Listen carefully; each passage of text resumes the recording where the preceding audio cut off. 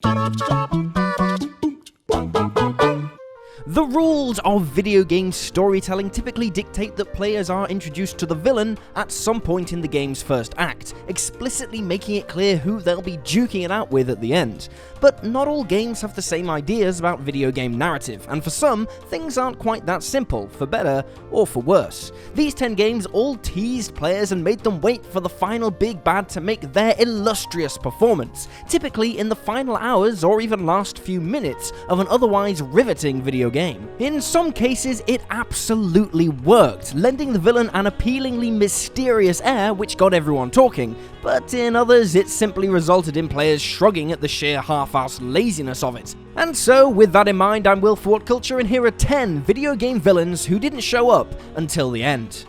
10. G-Man, Half-Life. Half-Life's G-Man has been the overarching antagonist of the Half-Life franchise since its inception, having been responsible for not only the original game's Black Mesa incident, but also the Combine's occupation of Earth from Half-Life 2 onward. Despite playing such a pivotal role in the series, however, G-Man's appearances have been incredibly sparse and generally non-confrontational. Though in the first Half-Life you can technically catch sight of him a few times throughout the game in creepy Easter egg form, he doesn't directly address Gordon Freeman until the player has vanquished the proper final boss. G-Man pops up for 2 or so minutes during the ending cutscene to offer Gordon employment, which the player can either accept or reject, resulting in them either being hired or terminated. 9. YEVON, Final Fantasy X.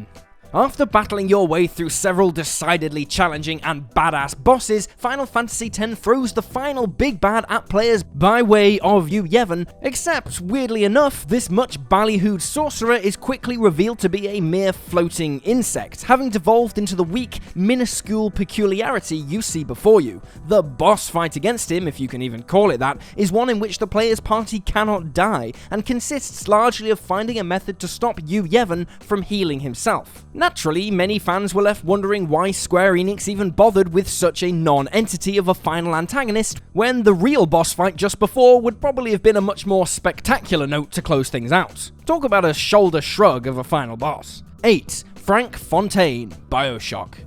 BIOSHOCK's primary antagonist, Frank Fontaine, is an especially interesting example, because while the player doesn't actually physically encounter him until that dastardly final boss fight in the final few minutes of the game, this claim does come with a little asterisk. Despite his absent appearance, Fontaine has nevertheless been hiding in plain sight, or rather plain sound, for far longer. For the first 75% of the game, Fontaine is disguised as Atlas, the Irish-accented support character who's introduced early on and vocally guides the protagonist Jack through the remnants of Rapture, and once his ruse is revealed, it's a good while longer before the final showdown actually takes place, culminating in Fontaine finally being defeated.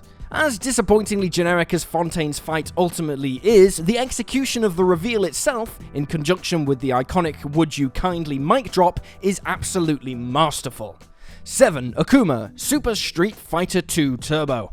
Super Street Fighter II Turbo is notable for introducing the immediate fan-favorite character of AKUMA, who appears in the game as a secret final boss and can also be unlocked for casual play by inputting a code. But the legit way to encounter AKUMA is during the single-player campaign. If you can fight through the game's roster and make it to M. Bison in under 20 minutes without using any continues, a then unnamed AKUMA will show up out of nowhere, kick Bison to death, and then serve as the extremely difficult true final boss. It was an incredible way to announce AKUMA, who remains the most powerful fighter in Street Fighter history, and it all began with him making the series' most visible antagonist, at that point, look like a total dweeb. 6. DORMIN, Shadow of the Colossus.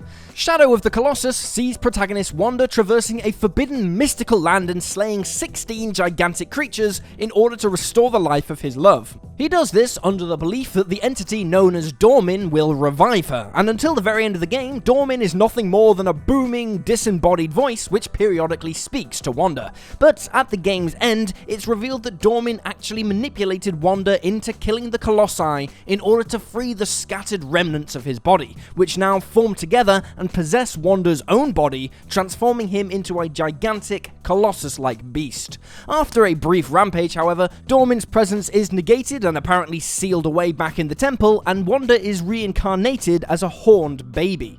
Dormin may have been hanging around for the entire game unbeknownst to the player, but only in the final 15 or so minutes did he actually have the means to show his true colours and materialise as the card-carrying final villain. 5. Dr. Octopus, Spider-Man. Though Dr. Otto Octavius is introduced relatively early in Spider-Man, Insomniac made players wait, and then some, for his expected transformation into Dr. Octopus, enough that you might have assumed they were actually saving him for the second game. We don't actually see Octavius wearing a functional version of Doc Ock's robotic limbs until 2/3 of the way through the main story, and even then, it's not entirely clear whether we're going to see him in action.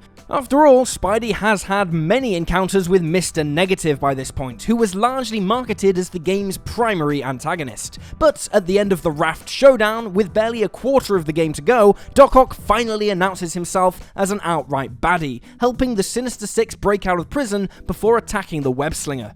Doc Ock certainly makes for a thrilling antagonist to the remainder of the game, even if the players probably spent a solid 13 to 15 hours waiting for him to finally show up in earnest. 4. The Sentinel, Borderlands, the pre-sequel. The Borderlands series has a knack for dishing up screwy and unexpected climactic boss encounters, and that was certainly the case with the pre-sequel. The spin-off interquel concludes with the Vault Hunters returning to the open vault on Ellipsis, and mere moments later we are introduced to the game's surprise final boss, the Sentinel. The Sentinel initially takes the form of a stone-based warrior, but after defeating its early form, it morphs into the Empyrean Sentinel, a tricky machine-like behemoth which the player must fell in order to finally beat the game. Nothing else in the rest of the game led players to expect this as the final challenge, and so it absolutely caught all of us completely off guard. 3. The Human Reaper, Mass Effect 2.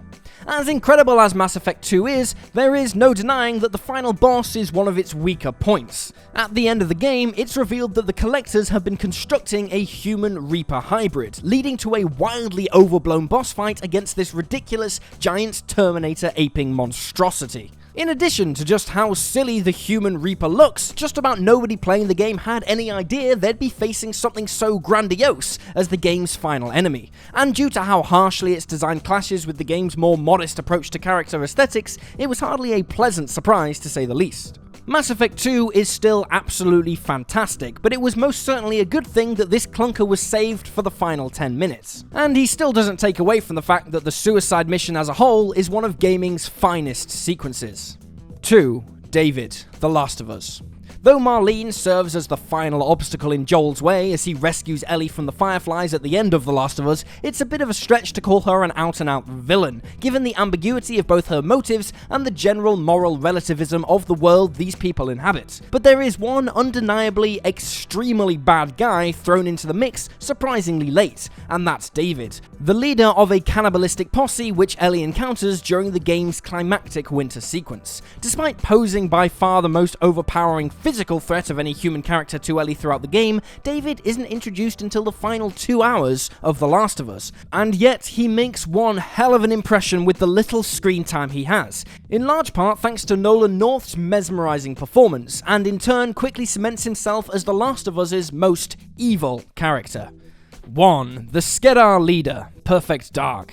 Perfect Dark concludes with protagonist Joanna Dark being dropped onto the homeworld of the reptilian alien race known as the SKEDARs, at which point players catch their first glimpse of the game's final boss, the SKEDAR leader. Despite how tough an opponent the king of the reptilian peoples is, the game doesn't even bother to give the giant creature a cool or interesting name, instead introducing it in the final level of the game with virtually zero fanfare. Though for most of Perfect Dark the primary antagonist is actually Mr. Blonde, a holographic disguise assumed by SKEDAR agents in order to pose as humans, he conveniently disappears in the final stretch, at which point the SKEDAR leader is subbed in because of reasons, I guess. Sure, it is a neat enough boss fight and plenty tough to boot, but didn't we deserve a little more than a last-minute inclusion of an anonymous, steroid-pumped alien king? It was maybe just a tad too generic for a game that hyped up for something a little more extraordinary. And there you have it, folks, 10 video game villains who didn't show up until the end. Feel free to drop this video a like if you enjoyed it, and drop me a follow on Twitter at YouSlyDogU.